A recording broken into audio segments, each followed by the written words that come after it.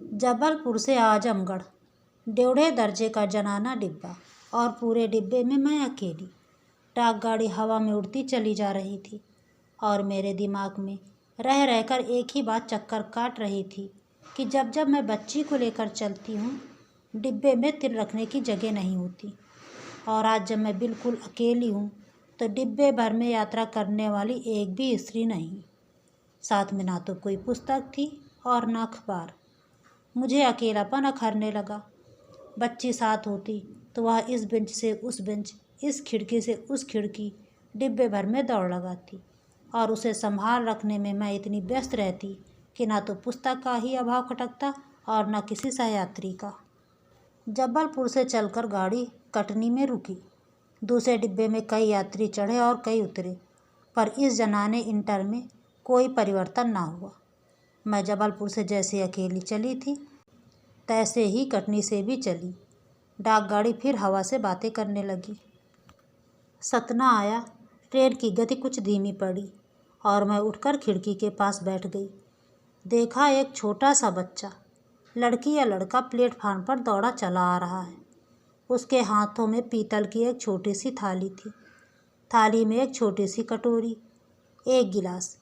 यह सब वह आरती उतारने की मुद्रा में पकड़े दौड़ रहा था। ट्रेन रुकी और बच्चा भी रुक गया, ठीक मेरे डिब्बे के सामने। तभी मैंने देखा एक कांस्टेबल और स्टेशन के 2-3 कर्मचारी उस बच्चे के विषय में कुछ कह रहे थे। बच्चा उन्हीं के पास खड़ा था। जाने क्या सोचकर वह कांस्टेबल बच्चे को लाया और दरवाज़ा खोलकर डिब्बे में बिठा दिया। बच्चे को बिठाने के बाद वह मुझसे विनय भरे स्वर में बोला, बहन, आप ज़रा इस लड़की को इलाहाबाद में उतार देना। कई दिनों से यह स्टेशन आती है और कहती है कि इलाहाबाद जाना है।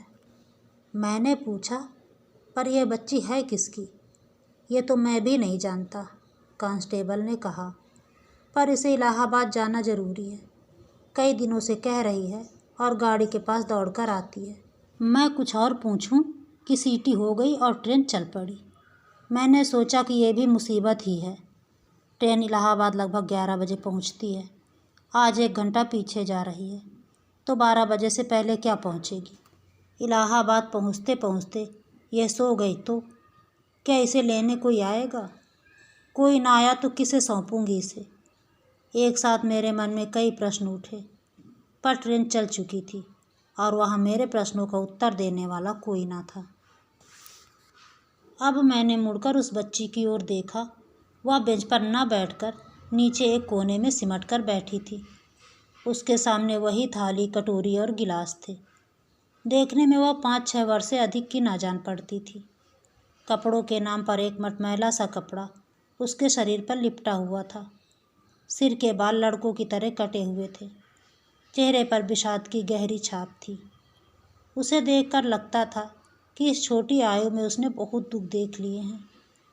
मेरी बच्ची और इस बच्ची में कितना अंतर है। यह गढ़ी हुई मूर्ति की तरह शांत और स्थिर बैठी थी। डाक गाड़ी उसी पूर्ण वेग के साथ दौड़ रही थी, पर वह बालिका एक तपस्वी की तरह शांत और मौन बैठी थी। मैंने उसके पास जाकर उसका नाम पूछा। उसने मेरी तरफ देखे बिना ही जवाब दिया, राम प्यारी। तुम कहाँ जा रही हो? इलाहाबाद। इलाहाबाद में किसके पास जाओगी? मैंने पूछा, और इस बार उसने सिर उठाकर उत्तर दिया, अपने बियाह के पास जाइत है। कितने आश्वासन और विश्वास के साथ उसने कहा, बियाह के पास। तो इसकी शादी भी हो चुकी है। मैंने पूछा, तो तुम्हारे माँ बाप कहाँ हैं?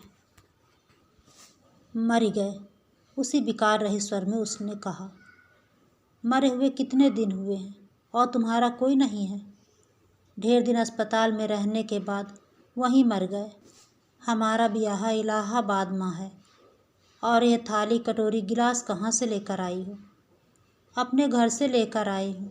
ब्याह के घर लेकर जा रही हूँ। मैंने सोचा यह बच्ची जिसके माँ बाप के मरने पर इसके ब्याह ने कोई खोज खबर ना ली, उसी ब्याह को खोजने यह कितने विश्वास के साथ निकली है। मैंने फिर पूछा, इलाहाबाद में तुम्हारा ब्याह कहाँ रहता है? उसने फिर वही सादा सा उत्तर दिया, वहीं इलाहाबाद में। अब मैं क्या पूछती।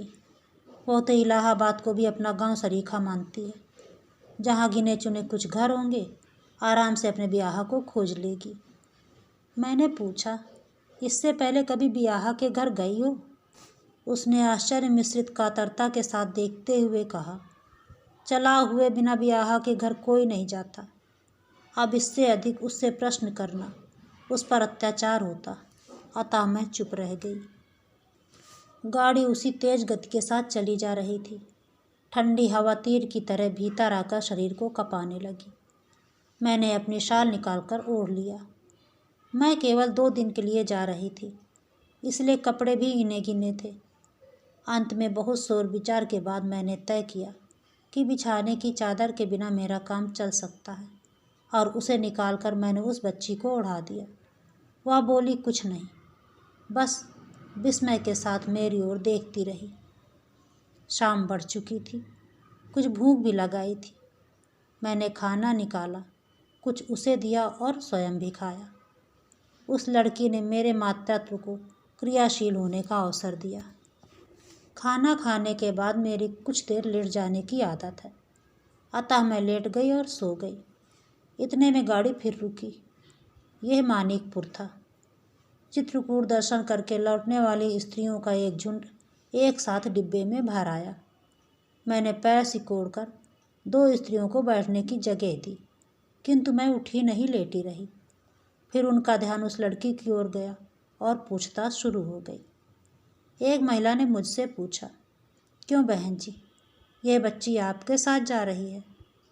और मैं नहीं कहकर सो गई। अब सीधे उसी से प्रश्न होने लगे। क्या पूछा गया मैं सब तो ना सुन सकी। रामप्यारी की किसी बात को सुनकर वह जोर से हंस पड़ी। थोड़ी देर बाद बहुत शोरगुल सुनकर मैं उठ बैठी। देखा तो सामने ही पटिए पर बड़े बड़े अक्षरों में लिखा था, इलाहाबाद जंक्शन। सजग होकर मैंने उस कोने को देखा जहाँ रामप्यारी बैठी थी, पर वो वहाँ नहीं थी। मेरी चादर समेटकर मेरे पैताने रखकर रामप्यारी अपने ब्याह को ढूंढने चली गई।